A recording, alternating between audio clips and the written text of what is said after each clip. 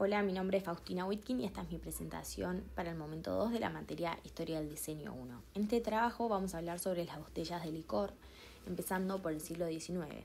En cuanto a su materialidad, eran principalmente de vidrio, un material que era valorado por su resistencia, transparencia y capacidad para conservar líquidos sin alterar el sabor. Aunque también existían botellas de cerámica o loza, el vidrio era el más utilizado, sobre todo en el comercio formal de las bebidas alcohólicas. La fabricación de estas botellas al comienzo del siglo aún era artesanal, muchos se producían mediante el soplado a mano, que era una técnica que permitía crear formas únicas, pero que también implicaba mucho tiempo y habilidad, y a medida que fue avanzando el siglo, se fueron incorporando moldes metálicos que ayudaban a estandarizar las formas y a producir botellas más rápido, aunque seguían siendo un proceso principalmente manual, y no fue hasta fines del siglo XIX que la industrialización empezó a notarse y empezó a afectar en la fabricación del vidrio.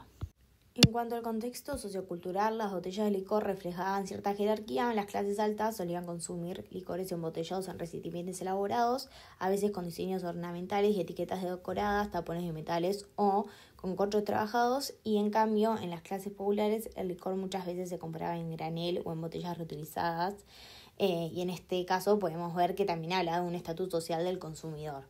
Respecto a la accesibilidad, las botellas de licor no eran un objeto cotidiano para todos. Si bien el alcohol era común en muchas clases sociales, las botellas como contenedor individualizado y decorado era algo más asociado al consumo formal y el consumo élite, y aún así a fines del siglo XIX el acceso al licor embotellado empezó a expandirse gracias al desarrollo del comercio y de los transportes. Por último, en cuanto al movimiento Art and Craft, que surgió hacia finales del siglo XIX como reacción a la industrialización, tuvo una influencia directa en la estética de muchas botellas. Este movimiento valoraba el trabajo manual y la calidad de los materiales y la belleza funcional de los objetos. Podemos verlo reflejado en las botellas de esa época. En esta otra lámina podemos ver las botellas de licor en el siglo XX. Hablando de la materialidad, el vidrio siguió siendo el material principal para las botellas. Esto se debía a su durabilidad, la impermeabilidad y, como dije antes, a su capacidad para conservar correctamente el sabor. A diferencia de otras industrias que rápidamente adoptaron el plástico, el mundo del licor mantuvo el vidrio por su elegancia y tradición, y comenzaron a aparecer más diseños con componentes metálicos, etiquetas de papel y algunos elementos de plástico. En cuanto a la fabricación, a principios del siglo XX todavía se usaban técnicas semiartesanales, pero con la llegada de la industrialización la producción se volvió completamente mecanizada y las fábricas podían producir miles de botellas idénticas por día. Sin embargo, en paralelo, muchas marcas de licor conservaban líneas de diseño especiales o botellas de edición limitadas como acabados artesanales, como una forma de licores premium.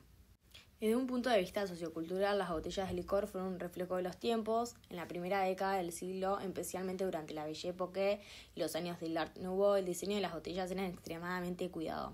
Estas botellas eran objetos verdaderamente de lujo y decoradas con curvas orgánicas, tipografías ornamentales y detalles inspirados en la naturaleza. Y las botellas eran casi como una extensión de un arte decorativo. En cuanto a la accesibilidad, hubo una gran expansión. El licor embotellado dejó de ser un privilegio de las clases altas y pasó a estar presente en bares, hogares y celebraciones populares. Aún así, la diferencia de diseños y materiales reflejaban distintas gamas de consumo. Muchas gracias.